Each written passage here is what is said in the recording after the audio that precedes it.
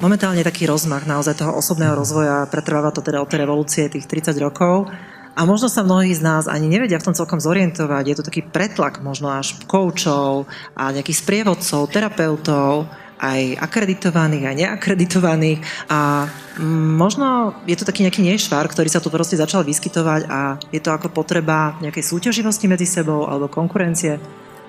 Takže toto je také trošku, že namiesto toho prepájania, ktoré by sme naozaj mali všetci podporovať a preto sme aj dnes tu na tomto spoločnom podujatí, lebo každý robíme trošku niečo iné a napriek tomu smerujeme k tomu jednému. Ja to vnímam tak, že keď už spolu súťažíme, tak to Bohu vďaka za to.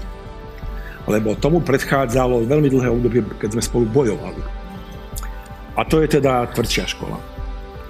A na to, aby sme mohli sa ukotviť v tom, že pochopíme, že spoluprácou získame viac energie a ľahšie ako súťažou, potrebujeme jednoducho tou cestou prejsť. Pre mňa etikoterapia je rozpoznávanie pravdy v danom okamihu. Teraz je pravda toto, tak toto je. A to, že ešte je tu konkurenčný boj alebo súťaž, tak chvála Bohu, že už sa nezabíjame.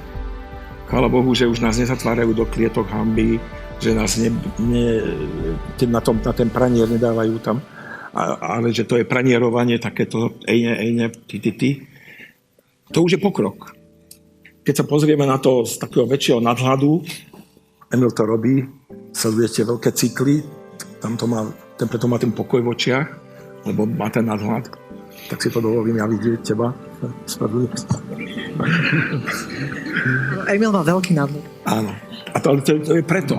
Takže ja vidím veľkú nádej a vôbec nie som nepokojný ani nervózny z toho, že je tu dneska toľko etikoterapeutov, pozri sa plná sála.